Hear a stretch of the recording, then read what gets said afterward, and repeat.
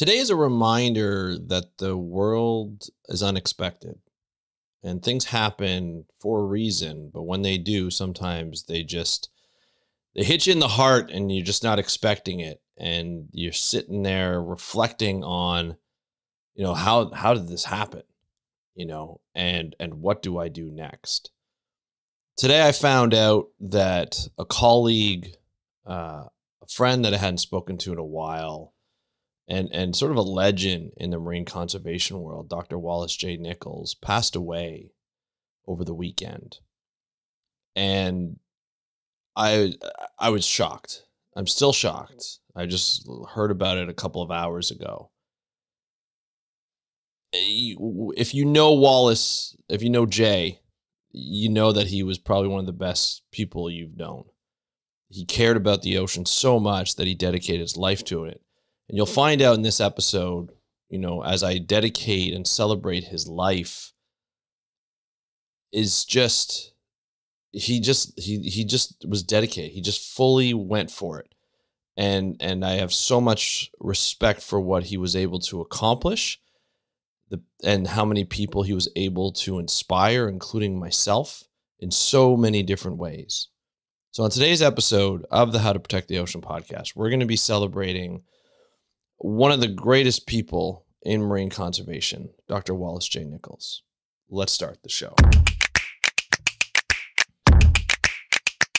Hey, everybody. Welcome to a very somber episode of the How to Protect the Ocean podcast. I'm your host, Andrew Lewin, and this is the podcast where you find out what's happening with the ocean, how you can speak up for the ocean, and what you can do to live for a better ocean by taking action. And as I say those words, I really think about Jay. I think about Dr. Wallace J. Nichols, who recently passed away over the weekend, about what he did for marine conservation. He embodied all three of the things that I said.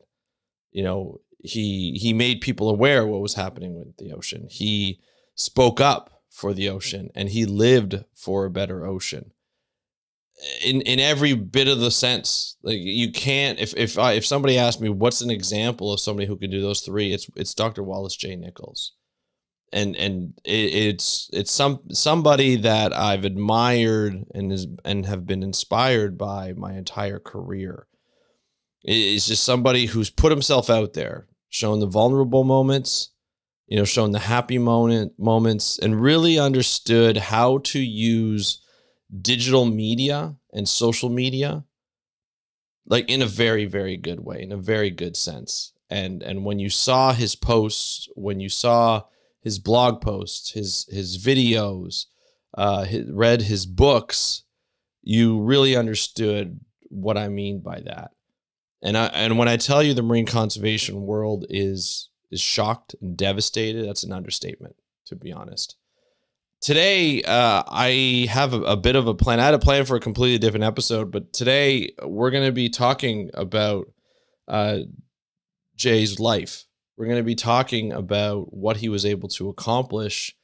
And I'm going to read some of the comments or some of the posts that other people have posted who knew him better than I did, because I wanted you to get a sense of what he was like and what he meant to other people. This is the way that I can celebrate him. This is the way that I can, make you aware of Jay. Because if you're not aware of him at this point, that's fine.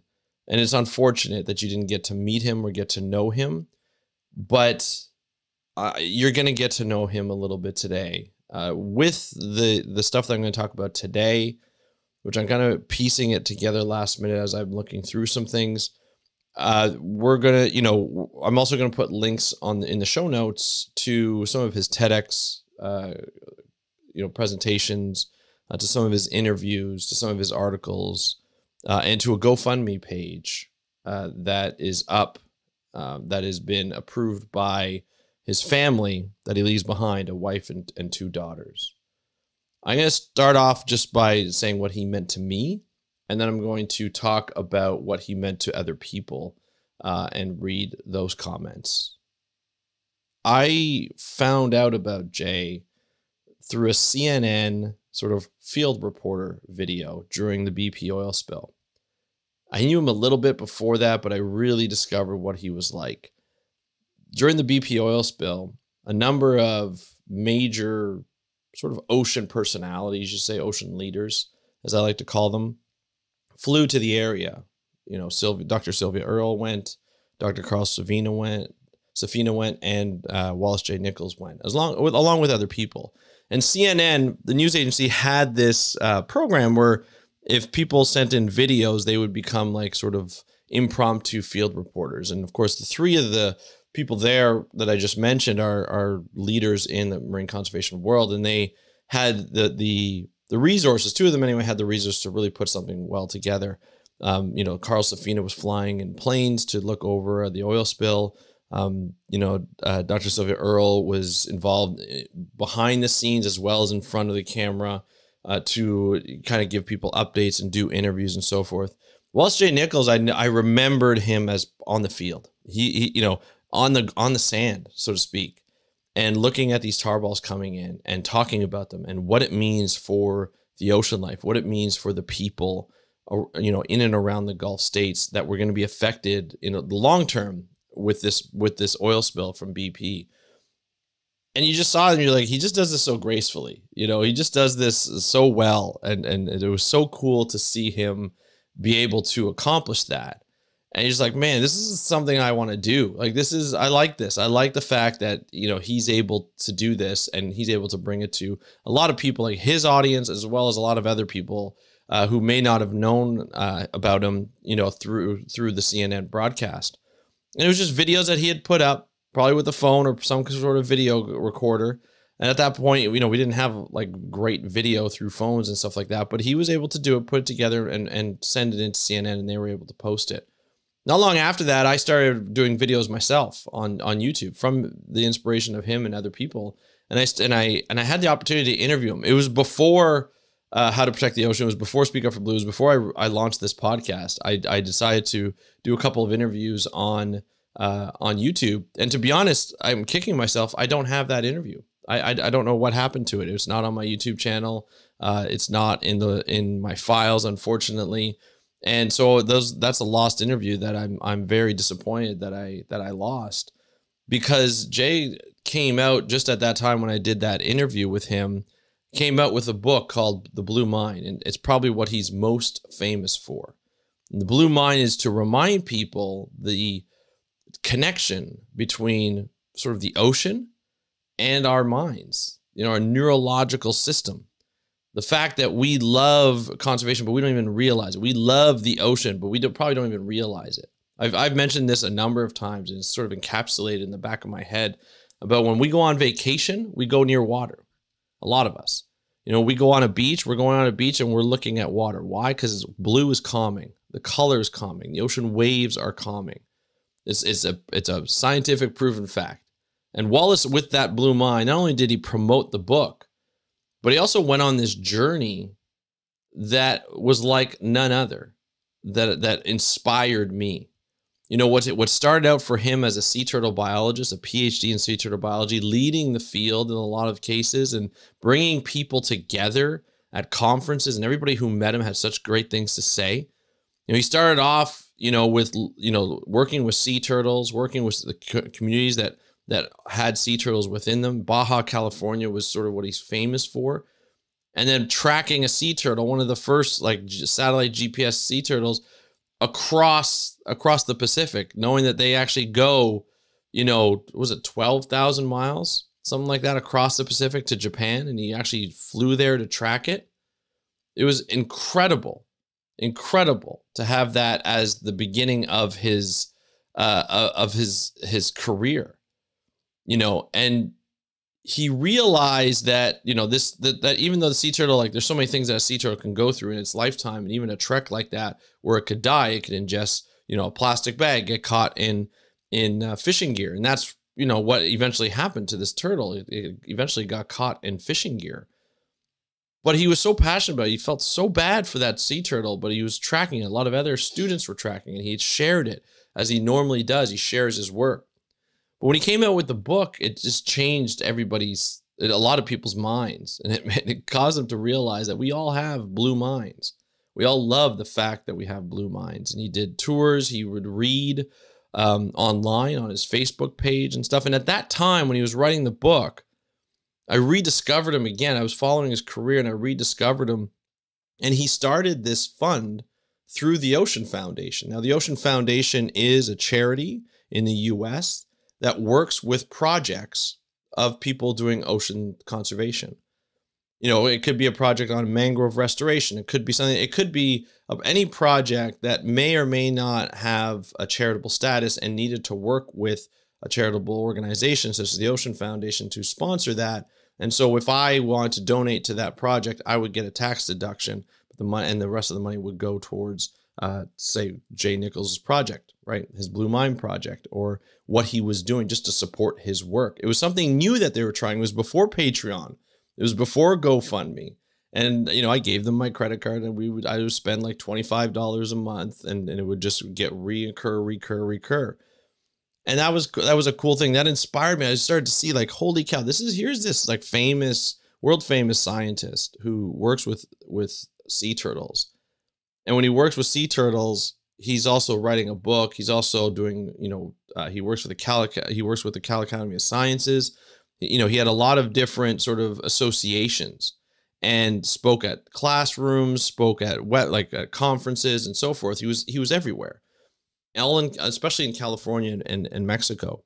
And people knew him all over the world. That, you know, they just admired him so much and because of the work that he did. And for me, as someone who didn't fit in, and I still think I don't fit in sort of a lot of the places that people go to, like a nonprofit organization, a specific job, or a government specific job, like a 9-to-5 job.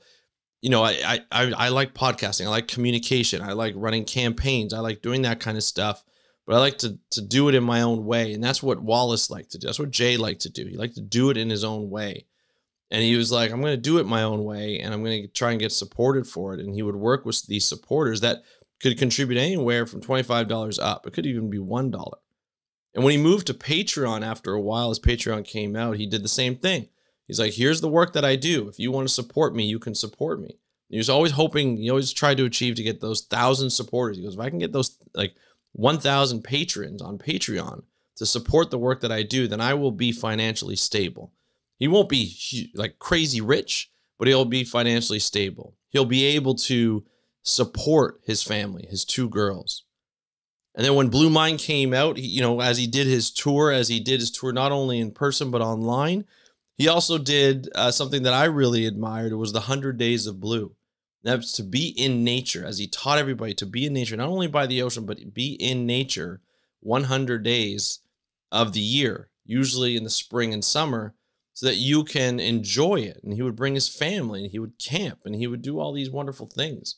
And it was you just live that life that you want to live. You know, you want to just be like, this is a guy who's potentially sacrificed his career in peer-reviewed journals. He could have written a lot of different studies if he wanted to. And he decided to connect with people so that they can connect with the ocean, because that's what he was driven by. That's what he loved.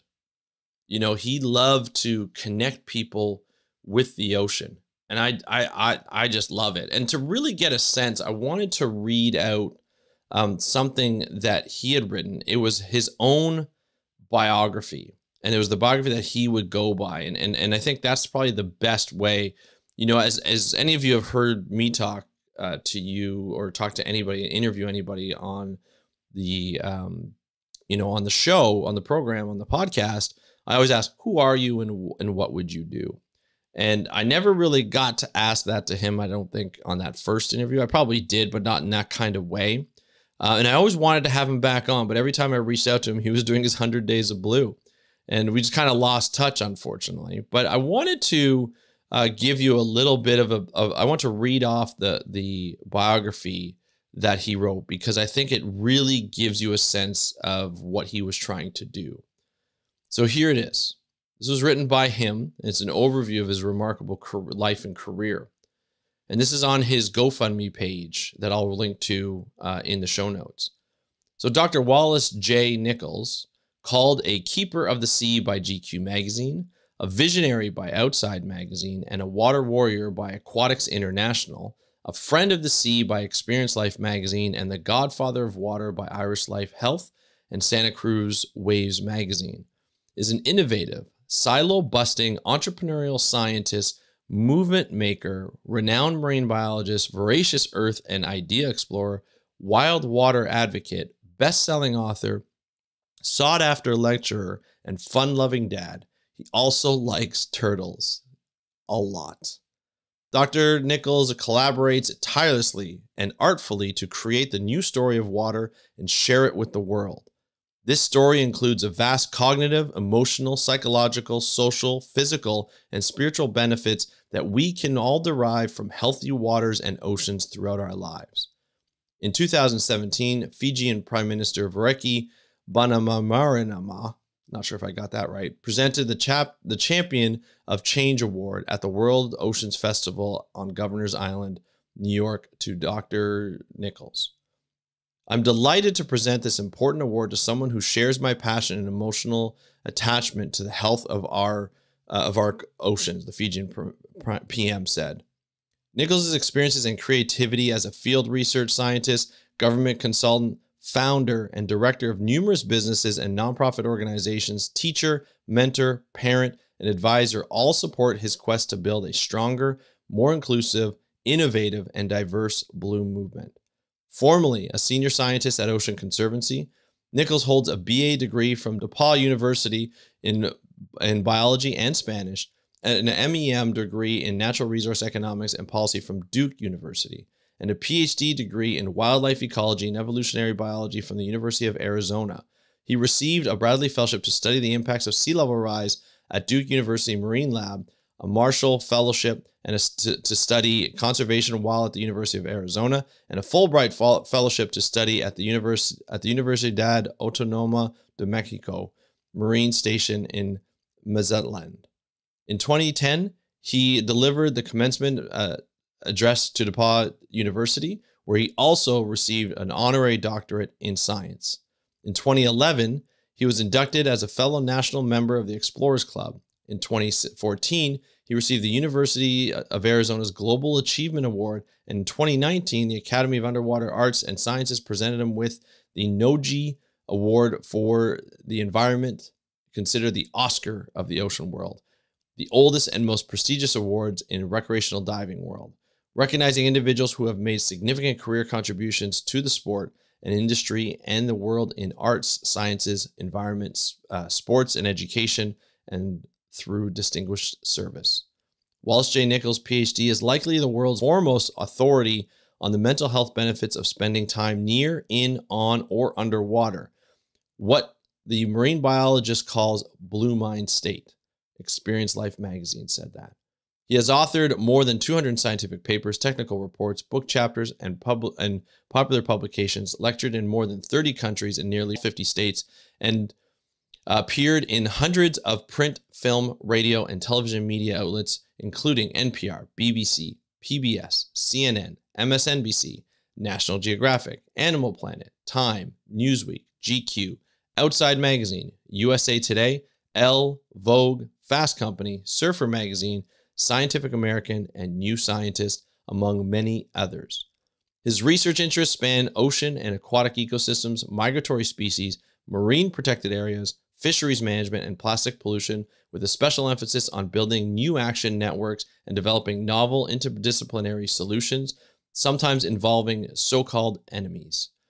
He takes a slow, collaborative approach with leaders in business, government, nonprofits, and academia to inspire a deeper connection with nature and inventive approaches to pressing issues ranging from supplies of fresh water to improved hospice care for our aging population. His current focus is on what he refers to as Blue Mind, a powerful new universal story of water.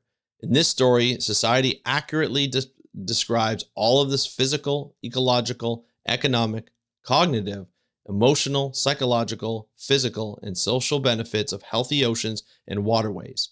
By connecting neuroscientists and psychologists with aquatic experts and artists to ask and answer exciting new questions, his work is transforming many sectors, including health and wellness, education and parenting, arts, architecture and design, real estate and urban planning, travel and leisure, and sports and recreation. His book, Blue Mind, published in summer 2014 by Little Brown and Company, quickly became a national bestseller and has been translated to numerous languages and inspired by a wave of media and practical application. Jay knows that inspiration comes sometimes through adventures and simply by walking and talking, other times through writing, images, and art. Science and knowledge can also stoke our fires. But he also knows that what really moves people is feeling part of and touching something bigger than ourselves. At every turn, he encourages people to disconnect from the grid and reconnect with themselves, those they love, and the special places they care about. His research and expeditions and work as a guide have taken him to coasts and waterways across North, Central, and South America, to Asia, Africa, Australia, and Europe, where he continually finds that emotional connection to waters of all kinds, rather than force or financial gain, is what keeps his colleagues and collaborators working hard to understand and restore our blue planet. Jay is currently Chief Evangelist of Water, CEH2O, at the Blue Mind Movement, Senior Fellow at the Middlebury Institute of International Studies Center for the Blue Economy, a Research Associate at the Herpetology Department at California Academy of Sciences, and a co-founder of the Ocean Revolution, an international network of young ocean advocates. Sea Turtles, as in SEE Turtles, a conservation travel network. Grupo Tortuguero, an international sea turtle conservation network. The Plastic Pollution Coalition, among others, and organizations and campaigns. He co-mentors a motivated group of international graduate students and serves as an advisor to numerous nonprofit boards and committees as a part of his commitment to building a more creative, stronger, modern, and connected environmental community. Jay lives with his partner, Dana, 2 daughters, and some cats, dogs, and chickens on the California Slow Coast, a rural stretch of coastal mountains overlooking the Monterey Bay where organic strawberries rule, mountain lions roam, and their motto is, "In slow, we trust." The Nichols chose to settle down in this area after trekking the entire 1,800-kilometer coast from Oregon to Mexico. "We liked it here," Nichols said. "They are slowly restoring the land after the summer of 2020 wildfires took their beloved home." I wanted to read that out because Jay was not your typical biologist. He really went outside his comfort zone, a lot of people's comfort zones within this career. As you saw there, yes, he worked for the Ocean Conservancy. He worked for a lot of different organizations, but he also sat on the boards of a lot of different organizations. He also co-founded a lot of those different organizations. This was a person who understood ocean justice, understood inclusivity, understood that everybody deserves and should be around the water. And you couldn't put that into a 9-to-5 job, or a 12-hour job. This is what he lived and breathed. And to put that amount of time into a paid, job, you just couldn't do that. And that's why he went the Patreon way. He went the digital creator way. He wasn't a Gen Zer. He was older. He was probably, I don't know exactly how old he was. He was probably in his 50s. But he just loved the ocean so much. He loved what he did. He saw what is now his legacy, what he was able to accomplish, how many people he was inspired, how many people he mentored. Whether you knew him or not, Jay was somebody that you knew cared about the ocean, that you knew he put his body forward, his mind to the ocean. That's what he lived. That's what he breathed. And he did it by living the life, right? He did it by living in a secluded area, in a house in a home that was, made of wood, sustainable. He lived that sustainable lifestyle, lived that slow down lifestyle that I've talked about so many times. When I talk about that, I see him doing that. And I think that's what's really important. Now, I want to read a couple of things that people had said about, about Jay after hearing about the news. One was a Plastic Pollution Coalition. Now, Jay co-founded and helped co-found and founded the Plastic Pollution Coalition, along with advised, if I'm correct. I want to read this and sort of a dedication to him from the Plastic Pollution Coalition. With very heavy hearts, we mark the passing of our longtime friend and advisor, Dr. Wallace J. Nichols. Simply put, Plastic Pollution Coalition would not exist without Jay. He has been with us since the beginning, advising, connecting, inspiring. Jay was an ocean and wild water lover, marine biologist, and a passionate sea turtle advocate who made it his mission to connect every human with their blue mind, a water-induced state of calm, unity, and inspired will protect and restore nature. And the antidote is an antidote to the red mind, stress many of us experience today. His heart-centered work has become a global movement, influenced countless environmental organizations, businesses, and educational institutions, and inspired people around the world to protect and restore the oceans and other natural areas, using awe and connection rather than guilt and fear to inspire action. As he explained, Blue Mind turned turtle poachers into turtle protesters. For his expansive and brilliant work, we nominated him for the Earthshot Prize in 2023 and the Aloha World Award in 2024. Now Blue Mind is reaching a whole new generation. Jay created the simple fact of giving a blue marble as a gesture of gratitude in celebration of our beautiful, fragile, tiny blue planet, and through his global art project, reached over 1 billion people, including Dr. Sylvia Earle, Dr. Jane Goodall, and His Holiness the Dalai Lama. Jay had a massive impact on how we do our work at Plastic Pollution Coalition, and many of us considered him a personal friend and mentor. We extend heartfelt condolences to Jay's lovely wife, Dana, daughters Grace and Julia, to his mother, Sheila, and their entire family, and to so many people in our network who knew and loved him. Jay will continue to inspire our work. We will always find him on the warm ocean breeze, amongst the waves, and in every moment we pause to feel awe and appreciation for our beautiful blue water planet. I also wanted to read out what Mark Spalding, the current president and founder of the Ocean Foundation, wrote on a Facebook post. He did this publicly. Both of these were publicly posted, so I think I feel comfortable reading it to you. This week, the Ocean Foundation community and the world's ocean conservation movement lost an important person. While my friend and colleague, Dr. Wallace J. Nichols, is gone, the coasts, ocean, sea turtles, and more are healthier and more abundant because of this one man's passion and vision. So true. Throughout his career, Jay was a catalyst for change, creating numerous projects from the ground up that would later find a home at the Ocean Foundation. His influence extended beyond these initiatives as he nurtured the leadership potential of individuals like Tim Dykman, Brad Nahill, and Ben Schilk. His dedication to ocean conservation inspired countless others. Of those projects we hosted, the products of Jay's creative mind, one was truly exceptional. When Jay came to me with the idea to develop Blue Mind, it led to lengthy conversations, some arguments, and introspection on the meaning of the human relationship to the ocean and the ocean's relationship to humankind. The Ocean Foundation was proud to have incubated, strengthened, and fledged the Blue Mind. Blue Mind became a book, an academic project, a series of conferences, and much more.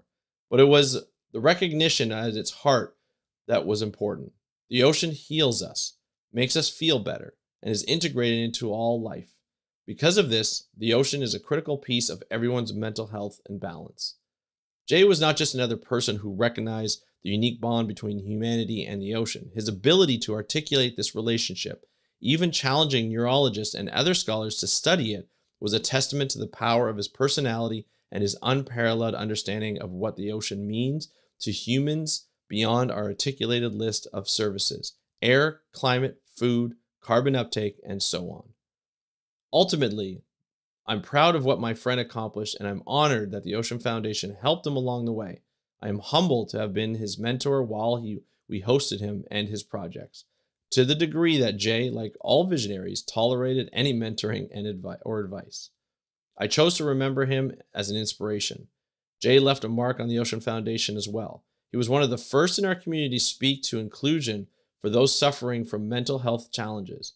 In addition, he inspired me to understand the part of our work needed to improve our collective relationship with the ocean, which is embedded in all of the Ocean Foundation's communications and outreach. After all, it is not just what the ocean can do for us, but what we can do for the ocean. I think what I've just read to you, the last two sort of dedications showed how much Jay really did for the ocean community and how he affected and influenced the people around him. It's really hard, to speak on Jay. I didn't know him as well as I would have liked to. But the fact that he inspired me from such a distance, and what other people are saying from, you can't ignore the fact of how profound his life and career is or was. The other connection I share with Jay is I have a wife and two daughters, similar age apart, similar separation in age. And the one thing that I saw from Jay was just the fact of that he was there as a father. He spent a lot of time with his girls. He spent a lot of time being a dad. He made that part of his career. He made that, he showed that family life was important to him as a marine biologist. And I think, a lot of us marine biologists can take note of how much that means. When you are a marine biologist, you live, breathe marine biology. And oftentimes that can lead to working crazy hours, 12, 16, 18, 20 hours a day, whether you're in the field or in the office or in the lab. You feel this need to work all the time. You feel this need to think about the ocean all the time. But we often get burnt out because of it. But Jay was like showing us the slow life. He lived on the slow coast. He enjoyed being there. He enjoyed, being with his family. A lot of the times, the 100 days of Blue Mind was all about being with family and reconnecting with nature with his family. And, I'm recording this on Father's Day. And I can't ignore the timing of his passing and feel awful, just heartbroken for the family that I never met. But there's just that connection. He was a dedicated parent, a dedicated father who loved his girls. You can tell just by how he spoke about them. And I trust that his spirit and his ability to communicate how much the ocean and the blue mind works in each and every one of us will live through his wife and his daughters.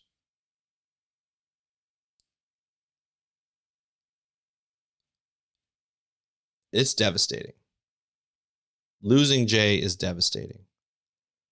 He was too young. And I'm going to miss him. I'm going to miss seeing his posts. I was a supporter on his Patreon, and I'm truly going to miss seeing the amount of work that he was able to put out. Was unreal. Even recently. This whole incident, however how he passed, reminds us that life is short. And we need to do whatever we can to make it worthwhile, because you just don't know how much time you have on this earth. And my love goes out to his family, his friends, his colleagues that knew him better than I did, or were inspired by him, even if you didn't know him, who read his book and fell in love with him like we all did. And I wish that Jay rests in peace, because the work that he did helped a lot of us. And we love him for it. And we are going to feel him on that ocean breeze. We are going to feel him. It doesn't matter what water you're in, as he used to say. All that matters is you get in the water. If you're feeling bad, get in the water. So right now, after I edit this podcast, I'm going to get in the water. It's Father's Day, and I'm going to get in the water with my family, but I'm definitely going to think of Jay and his family. If you want to donate to his fund, his GoFundMe, you can do so. It's the Dr. Wallace J. Nichols Memorial Fund. This has been organized partly by the family and approved by the family. And the goal is to raise $1 million. And so far at this point, there have been 62 donations. And I will be one of those donations. So I want to thank you for your time. I want to thank Jay for his work, and we're going to miss him. Thank you all for listening to this episode of the How to Protect the Ocean podcast. I am your host, Andrew Lewin. Have a great day. Remember Jay, and happy conservation.